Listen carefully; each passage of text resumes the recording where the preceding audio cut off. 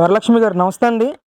మరి జగన్మోహన్ రెడ్డి గారు ఈరోజు వైసీపీ నాయకుల సమీక్ష సమావేశంలో మాట్లాడిన తర్వాత వైసీపీ నాయకులందరూ కూడా జగన్మోహన్ రెడ్డి గారు ఓదార్పు యాత్ర చేస్తారు, టీడీపీ వాళ్ళ దాడిలో చనిపోయిన వాళ్ళు, గాయపడిన వాళ్ళని పరామర్శించడానికి డిసెంబర్లో రాష్ట్ర వ్యాప్తంగా పర్యటన చేసే అవకాశం ఉంది, ఓదార్పు యాత్ర చేసే అవకాశం ఉందని చెప్పేసి మాట్లాడుతున్నారు. అసలు ఏ విధంగా చూస్తారు? జగన్మోహన్ రెడ్డి గారు ఒకప్పుడు వాళ్ళ నాన్న చచ్చిపోయినప్పుడు కాంగ్రెస్తో ఇచ్చి సోనియా గాంధీ వద్దన్న ఈ వినకొండ ఇచ్చి ఆయన ఓదార్పు యాత్ర అని ఒకటి గట్టి ఓదార్పు యాత్ర చేశాడండి అధికారంలో రావటానికి. చేసి ఓ పార్టీ పెట్టుకొని ఎట్టొకట్ట అధికారంలోకి వచ్చాడు. ఓ పార్టీ పెడితే అప్పుడు గెలవలేదు. మళ్ళీ తర్వాత నేను పాదయాత్ర చేస్తున్నానని చెప్పి అప్పుడు అదే నెపంతో పాదయాత్ర చేసి గెలిచాడు. ఇప్పుడు కూడా ఆయన ఏంటంటే మళ్ళీ 5 ఏళ్ళు అసెంబ్లీ చూడకుండా సెక్రటేరియట్కి వెళ్ళకుండా ఎక్కడికి కూడా ఈ ఓదార్పు యాత్ర పేరుతో ఈ 5 ఏళ్ళు చక్కగా కాలక్షేపం చేయాలని చెప్పి ఇప్పటి నుంచే మొదలేశాడు అనమాట. నేను ఓదార్పు యాత్ర చేస్తాను. ఓదార్చాల్సింది వాళ్ళని కాదయ్యా, నీ హయాంలో నీ ఇంటి పక్కన కొత్తగా పెళ్ళైన జంట వస్తే అమ్మాయిని అత్యాచారం చేసి చంపేశారు. దానికి ఏమన్నా నువ్వు స్పందించావా? వాళ్ళని ఏమన్నా ఓదార్చావా? ఒకరోజు పోయి ఓదార్చకపోగా ఇంకొక అమ్మాయిని రేప్ చేసి పడేశారు. దానికి చంద్రబాబు గారు ఓదార్చడానికి అమ్మాయికి పరామర్శకు పోతే మీరు అక్కడే తగులుకొని ఆయన మీద కేసు పెట్టింది మానవ హక్కుల సంఘం లీడర్ రాసిరెడ్డి పద్మ. ఇలాంటి వాళ్ళ మీరు ఓదార్పులకి బయలుదేరేది?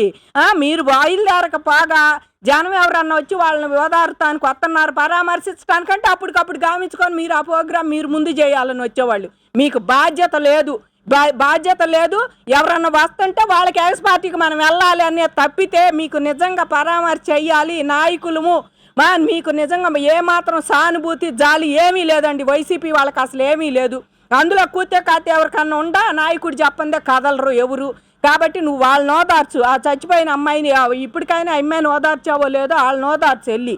మరి వాళ్ళ అక్కని ఏడిపిస్తున్నారని చెప్పి అడిగినందుకు ఆ పిల్లాన్ని వామిలో పెట్టి తగలబెట్టారు. నువ్వు చదువుతావు కదా నా బీసీలు నా ఎస్సీలు అని, మరి ఎందుకు ఓదార్చట్లా వాళ్ళని ఓదార్చావో పోయి. మరి ఆ తగలబెట్టిన వాళ్ళు ఎవరా ఏంటా అని జనం అందరు మీడియాలు గొగ్గోలు పెడితే దాన్ని ఎల్లో మీడియా కింద కట్టావు. నీ మీడియాలో ఎట్టాంటి ఒక్క రవ్వ కూడా చూపిరు నీ సాక్షి మీడియాలో.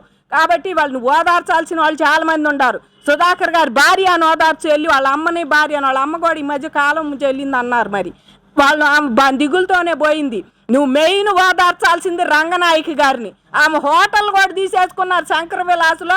హోటల్ కోసమే ఆమెను టార్చర్ చేశారు మీరు. ఇవాళ పోస్టులు ఫార్వర్డ్ చేసేవాళ్ళు 100 మంది ఉన్నారు. రంగనాయకం గారు పోస్ట్ ఫార్వర్డ్ చేసిందని విశాఖపట్నం ఉంది.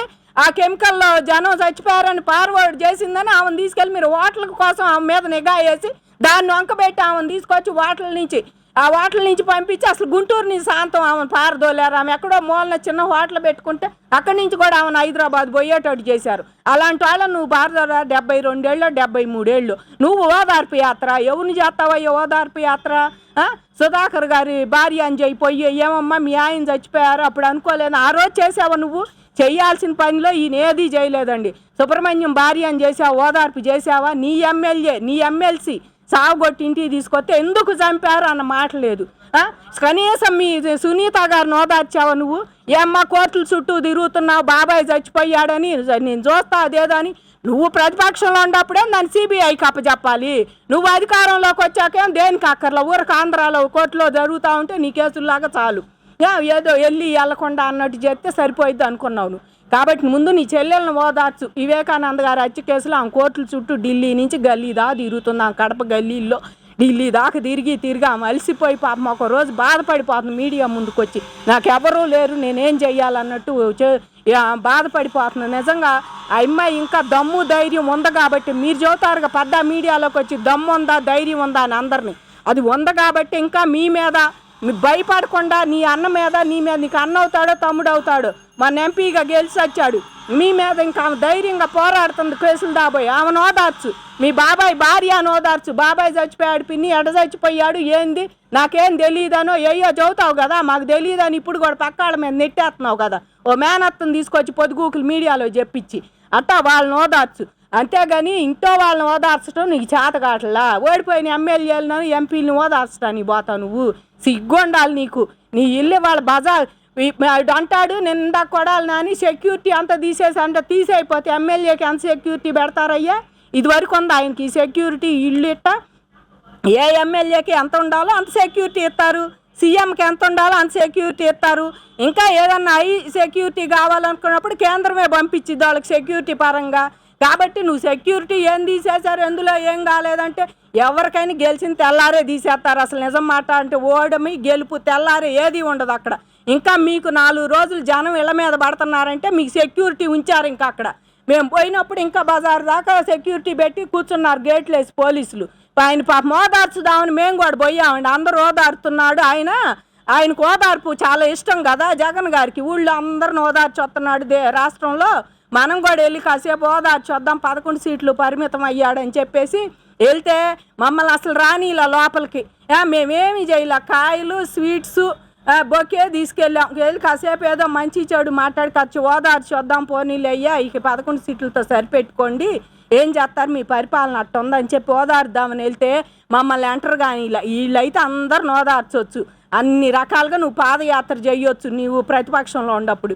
ఎదటాళ్ళు పాదయాత్ర చేస్తుంటే నీకు మైకు లేదు, నీకు అది లేదు, నీకు మైకు తీసేయటం, వాళ్ళు నడిచే కాడ ఆంక్షలు పెడతాం. ఆఖరికి రైతుల మీద కూడా, రైతుల పాదయాత్రలో కూడా నువ్వు ఆంక్షలు పెట్టావు. మమ్మల్ని ఏనాడన్నా ఓదార్చావా? 270 మంది చచ్చిపోయారు అమరావతి రైతులు ఇవాళ. అమరావతి వచ్చింది కానీ మరి రైతులు వచ్చారా బతికి? నీ పట్టను పెట్టుకున్నావు కదరా సన్నాసి. 270 మంది నీ ఉసురు తగిలి కూర్చొని ఆ శిబిరాల్లో ఇంటికి పోయి చచ్చిపోయిన వాళ్ళు వీళ్ళంతా. రోగాలతో చచ్చిపోయిన వాళ్ళు కాదయ్యో. కూర్చొని శిబిరాల్లో ఆలోచించి ఇవాళ దసరాకే మేము వెళ్తున్నాం, దీపావళికి విశాఖపట్నం పోతున్నాం, ఆ ఊరు పోతున్నాం, ఈ ఊరు పోతున్నాం అని బొత్స సత్యనారాయణ నువ్వు చెప్పి 270 మందిని పట్టున పెట్టుకో. మరి అమరావతి వచ్చి అమరావతి రైతులను ఓదారుతావు వాళ్ళ కుటుంబ సభ్యుల్ని? అది కూడా ఉందా నీ ప్రోగ్రాంలో? చెప్పాలి. నువ్వు ఎమ్మెల్యేలను ఓదార్చేదేంది? ఇవాళ వచ్చి ఓదార్చి బాధపడి నీ మూలాన్ని చచ్చిపోయిన వాళ్ళందరినీ మీ గవర్నమెంట్లో మీ వైసీపీ కార్యకర్తల కింద చచ్చిపోయిన వాళ్ళందరినీ ఓదార్చాలి నువ్వు లెక్క అయితే. లేదు అప్పుడు ఓదార్చాల. ఎవరికి కనీసం కాంపన్సేషన్ కూడా నువ్వు ఇచ్చిన దాఖలాలు లేవు. ఇట్లా చంపేశారన్నా కూడా మెల్లకుండా కూర్చున్నావు. కర్రలు పెట్టి కారు పోతుంటే ఇంతలా బొంగు పెట్టి మాచారంలో ఒక అబ్బాయి లోపలికి బొంగు తీసుకొని కారులో ప్రత్యక్షంగా అసలు మీడియాలో వైరల్ చేసినా కూడా మీకు చలనం లేదు. చంపారు చంపనీయండి అని కూర్చున్నావు నువ్వు. అట్లాంటి వాడికి మళ్ళీ నువ్వు జడ్పీటీసీగా ఆయనకి టికెట్ ఇచ్చావు నువ్వు. ఈ రకంగా నువ్వు ఓదార్పు ఏంటంటే నీ ఓదార్పు ఎవరు ఎక్కువ చేస్తే వాళ్ళకి ఎమ్మెల్యేలు ఎమ్మెల్సీలు ఆ టికెట్లు అనమాట. హత్యలు చేసిన వాళ్ళకి ఎమ్మెల్సీలు, ఏదైనా ఏదన్నా చేసి హత్యలు బాణభంగాలు ఇట్లాంటివి ఎన్ని చేసిన వాళ్ళకి చంపిన వాళ్ళకి వీళ్ళందరికీ నువ్వు సీట్లు కోడికత్తి సీనికి కూడా ఇస్తామని చెప్పుకున్నారు మధ్యలో. మరి ఎందుకో డ్రాప్ అయింది. మరి ఇప్పటికైనా నువ్వు ఓదార్పు యాత్ర మానుకొని నువ్వు ఎమ్మెల్యేగా ఇప్పటికైనా నువ్వు ప్రతిపక్ష హోదా లేకపోయినా అసలు ఏం జరుగుతుందో చూస్తే నువ్వు బాగుంటుంది. అంతేగాని నీ ఎమ్మెల్యేలు చెప్పి తిట్టండి చంపండి నరకండి అంటే ఎవ్వరు ఊరుకోరు. ఇవాళ తెలుగుదేశం వాళ్ళు కూడా క్రమశిక్షణ అన్నారు. ఇవాళ 72 ఏళ్ళు ముసలాడు ఇంకేం చెబుతాడు వాళ్ళకి? ముసలాడే అంటున్నారు అందరు. ముసలాడి నువ్వు నోరు మూసుకోయ్యా, క్రమశిక్షణ అంటే ఇక్కడ కుదరదు అని వాళ్లే చెప్పుకుంటున్నారు చంద్రబాబు నాయుడుకి. ఇప్పుడు జల్లదట్ట అంటే పోయినసారి నీ మాటలు ఊరుకుంటే మా ప్రాణాలు పోయి నీ గాల్లో. ఈసారి ఎవరు ఊరుకోరయ్యా. ఊరుకోదానికి పరాకాష్టే నాని ఇంటి మీద కోడిగుడ్డులు దాడి. ఎప్పటికైనా అది ఇంకా చంద్రబాబు గారు ఆబ్బట్టి ఆ మాత్రంతో వెనక్కి వచ్చారు వాళ్ళు. ఎలాంటి దాళ్ళు వాళ్ళు చెయ్యమని మేము చెయ్యొద్దని కాదు, ఒక ఆడదానిగా చదువుతున్నారు. వాళ్ళు ఆ ఉసురు కొట్టిపోతావు. నువ్వు చంపించిన భార్యలు ఏడ్చి నీ మీద పడి ఏ రకంగా ఏడ్చారు. ఇప్పటికి 11 సీట్లు పరిమితం అయ్యారు. జోగి రమేష్ కానీ ఇట్లాంటి వాళ్ళు కూడా ఆగుతున్నారు వచ్చి. మేము ఇష్టం వచ్చినట్టు చేస్తాం, మేమేం ఊరుకునేది లేదు. ఎవరైనా ఏదైనా చేస్తా అంటే మీరు చేసినప్పుడేమో అందరు ఊరుకోవాలా? మీరు చంద్రబాబు ఇంటి మీద పడి దొమ్మిగా పోయి 200 మంది అసలు ఇంటి ముందు కూర్చోవడం ఏంది? నువ్వు ఆఫీసులు బగలు కొట్టి చేసినప్పుడు వాళ్ళు ఊరుకోవాలి. ఏదైనా చంద్రబాబు ఇదే ప్రతిపక్ష నేత పోయినసారి బస్సు వేసుకొస్తుంటే నువ్వు రాళ్ళు కర్రలు ఇసిరేపిచ్చావు చంద్రబాబు గారి మీద. ఇదే టైంలో ఓడిపోయి ఇదే టైంలో ఆయన వస్తుంటే రాళ్ళు ఇసిరేపిచ్చి ఆయన మీద మాట్లాడితే మామూలుగా ఏం ప్రచారం తక్కువ చేయలే నువ్వు. ఆయన కొట్టమని చెప్పి చంపమని చెప్పి పంపించావు. నువ్వు కాళ్ళు ఇంతంత బయటలు వేసుకొని వాళ్ళు వచ్చారు, బస్సుల మీద ఇసిరేశారు. కాబట్టి ఇదే చంద్రబాబు నాయుడు మళ్ళీ గెలిచాడు. వాళ్ళ అమరావతి చూసింది బాగు చేయటానికి, అవన్నీ చూసి ఆయన బాగు చేయటానికే తిరుగుతున్నాడు.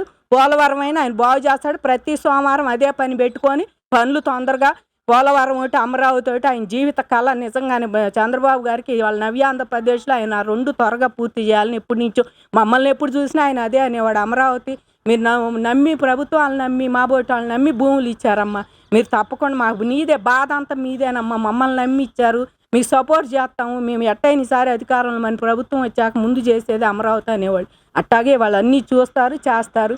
అంతేగాని మీ పిచ్చి బేలానికి వాళ్ళు మీకు బుద్ధి చెప్పేవాళ్ళు వాళ్ళు ఉంటారు ఏరే ఆ తెగ ఆ కోవలో వాళ్ళు ఉండారు. ఇదివరకు మళ్ళీ పిచ్చోళ్ళకి ఎవరు ఉండలేదయ్యా.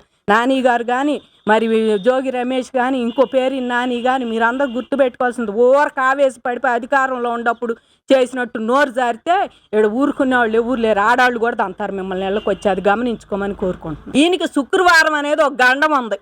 నాంపల్లి స్టేషన్కి వెళ్ళి కోర్టుకి వెళ్ళి అక్కడ కోర్టుకి విజయవాడ హైదరాబాద్ కోర్టుకి వెళ్ళి ఈయన ప్రతి శుక్రవారం అక్కడ హాజరేపించుకోవాలి. ఇవాళ ఒక శుక్రవారమే కాదు, ముఖ్యమంత్రిగా ఉండవు కనుక నీకు శుక్రవారం మినహాయింపు ఇచ్చారు.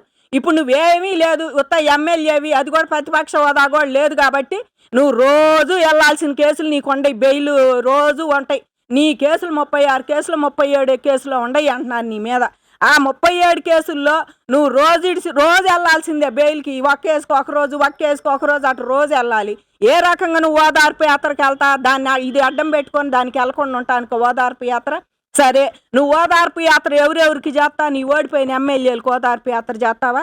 చేసావు. నువ్వు ఓడిపోయిన ఎమ్మెల్యేలకి నువ్వు ఇప్పుడు తయారు చేసి మొన్నటిదాకా అవి దాచుకున్నారా? బ్రాండ్లు తయారు చేసిన బీరు బ్రాండ్లన్నీ దాచుకున్నారా? మరి అవి తాగుబోతే ఎమ్మెల్యేలకి మొత్తం ఉండారుగా ఇంకా మీ బ్యాచీలో తాగి తూలుకుంటా వచ్చి ఇష్టం వచ్చినట్టు నోటుకొచ్చి మాట్లాడే వాళ్ళకి అవి ఇస్తారా? లేకపోతే ఇప్పుడు మళ్ళీ ఇప్పుడు తీసుకొచ్చిన బ్రాండ్లు ఇస్తారు? ఈ ప్రభుత్వంలో కొత్తగా అవి తీసేశారు కదా, ఆ బ్రాండ్లు తీసుకెళ్తారా మీ ఓదార్చడానికి మీ ఎమ్మెల్యేలని?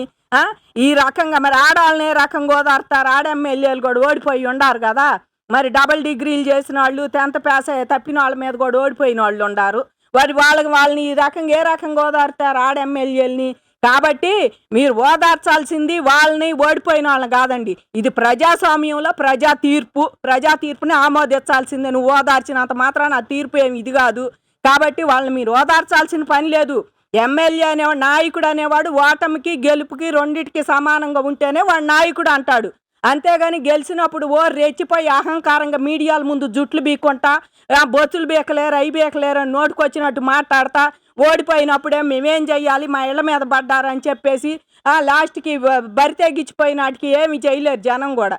కాబట్టి ఓదార్పు మీకు అసలు అక్కర్లేదండి. మీ ఎమ్మెల్యేలకి అందరికీ తెలుసు ముందే. నీకు తెలియలేదేమో కానీ వాళ్ళందరికీ ఓడిపోతామని ముందే తెలుసు. వైసీపీ వాళ్ళు ప్రతి ఎమ్మెల్యేకి తెలుసు. తెలిసి వాళ్ళ వంగా గీత కూడా ఏడిపేడ్చింది. నన్ను ఎలగొడతా అంటున్నారు నీ ముందే చెప్పింది. అట్లాంటి వాళ్ళు ఎంతోమంది ఎమ్మెల్యేలు మగాళ్ళు ఏడవలేరు కనుక ఏడవలేకపోయారు, ఆడవాళ్ళు ఏడిచి చెప్పారు.